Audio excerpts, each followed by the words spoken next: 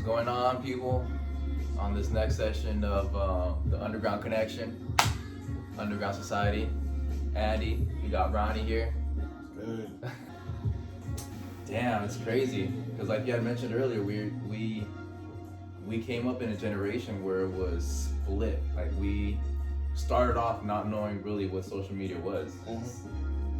It wasn't. I don't even think it was called social media. It wasn't even social media. It was called MySpace. MySpace. And it was a website. It was that we went to. It was a dating site, bro. Right. That was an ass Is that site. really? That's right. That was a hookup site for It really sure. was.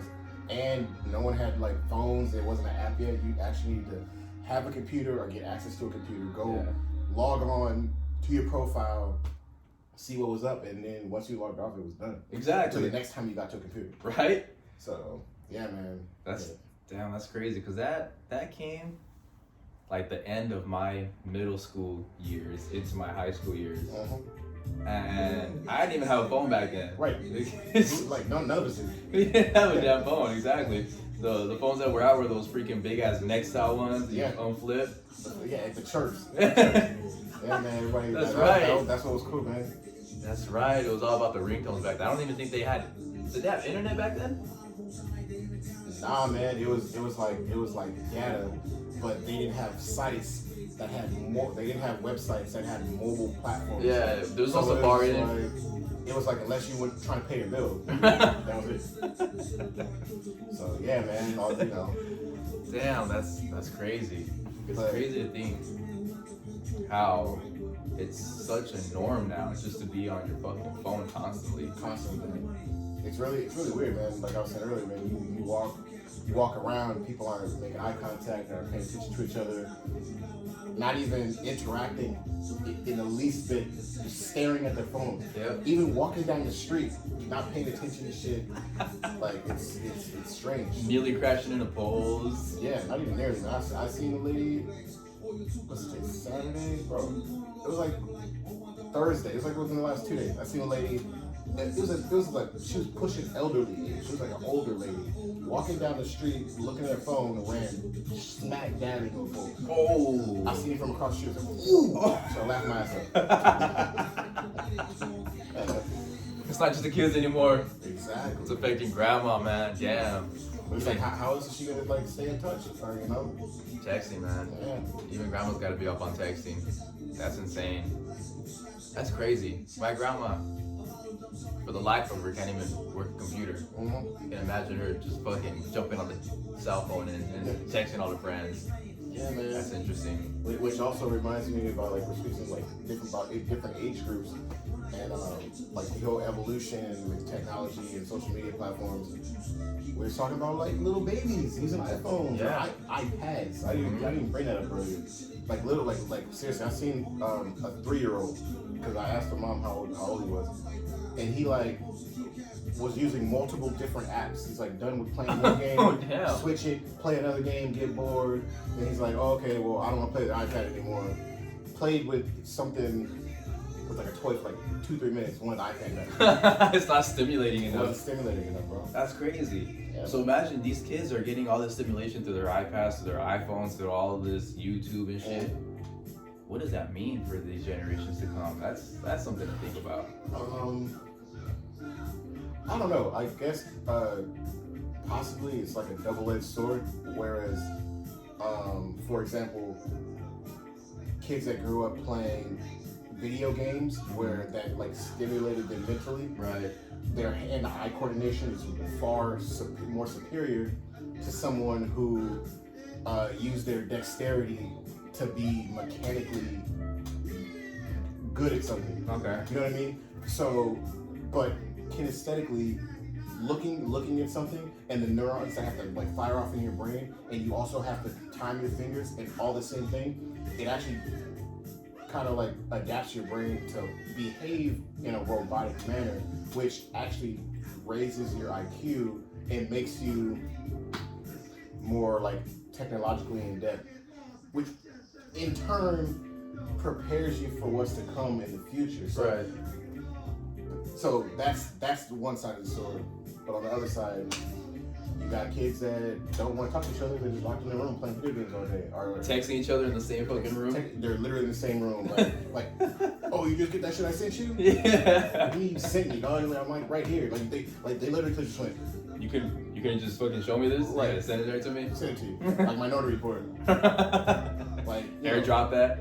Yeah, so I just think that like all the movies that like we grew up on, what's that movie? Do you ever seen Surrogates? No. Bruce Willis, where people didn't even leave the house. They have this booth in their home that they sit inside of, and then like a android that looks exactly like them walks out, leaves their home, goes to work for them. What? Bro, you gotta watch that shit. Oh my Goes god, to I gotta work see for them, this. and it never ages. But everyone's interacting, talking. The things have real hair, like a Terminator, like, and it's like I don't think their skin. It looked like a younger version of Bruce Willis. So they might have made it like Terminator, where it's living tissue on top of the robot. That's a trip. But their hair is perfect. Everything's perfect. They look animatronic, but it's really the actor, right, with makeup. But it shows like the utopic version of society until those same people go home. They ain't left the house in 7 months. They're old, like they're fat and decrepit, and they got crusts in their eyes, and they don't have to interact with anybody. They never leave the house. They have the surrogates bring them food. They have them walk their pets. Damn. Yeah, and then like it was Bruce Willis and his wife haven't actually seen each other in person. What? For years, and the wife was all messed up, and that was it. Just like iRobot, he didn't really believe in surrogates, and like or something happened, and you're like I forgot like the term for it, but you're connected to your surrogate somehow. Uh-huh. But if something happens to your surrogate, crime went down to zero because no one's dying because they're not leaving their fucking house. They don't go fuck. But like they're all home. Yeah, they found some way to reverse the polarity of the connection, and when something happens to your surrogate, you die too, like in the Matrix. Just like in the Matrix, you're plugged into it. You die, and your fucking surrogate. So that's how they introduced chaos into the movie. Interesting. People found a way to start murdering people by also murdering the surrogates. Trippy. Yeah, but it's a really dope movie. But yeah, I mean, wow. You know, you got like, I don't know, man. It's just people are really relying on cell phones and devices, and people aren't doing this anymore. Exactly. That I want to go back to that one of the first things you said, and in a sense of where you're raising your IQ, so you're teaching yourself to be a little more robotic. Now, in that sense, do you feel like in the future people will be losing their emotion? Because you go from more of emotional being, which is what humans are, to something that's more logical and computerized, right, and more robotic. So are you kind of like, okay, so as you grow more intelligent? Actually, I think over time, because the less, okay, let for example, they did like psychological studies where, you know, from infancy, infants that weren't touched enough, there wasn't a physical, what do you say, a physical something? Connection, a physical connection established. Babies need to be loved, of course, hugged. The babies that didn't get that developed like psychological problems later in life, where they became sociopaths, and they, you know, would pretend in society like they're normal, but really they got a stack of bodies in the closet, or they think like that, but because of the repercussions with the law, they don't act on it. Right. So I said that to say that perhaps because of the lack of interaction that is required to grow up in like from a healthy standpoint in society, that in time, yeah, it could have a detrimental impact on like how people develop emotionally but based on technology. Like, you know what I mean? Like, Yeah.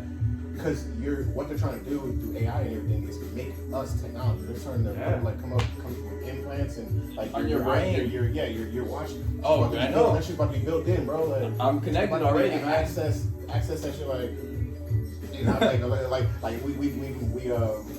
like we say we're gonna do something. It's like done, bro. It's on my calendar. Yeah. Just because I thought about it. That's crazy. Yeah. And it's crazy because I was watching Joe Rogan's podcast. Shout out to fucking Joe Rogan. I love that shit. Yeah, man, it's just Yeah, but he had a speaker on there saying, I think it was even Elon Musk, when he had Elon Musk on there. I was talking about with Yeah. Google and how the AI is actually making a real-time database based on our behavior. Yeah, Like everything. through everything that we're doing, like getting closer and closer and closer to turning humanity into a math problem. Mm-hmm. You know what I mean? And the thing is, we're helping it out. We're going along with it. We're making it easy.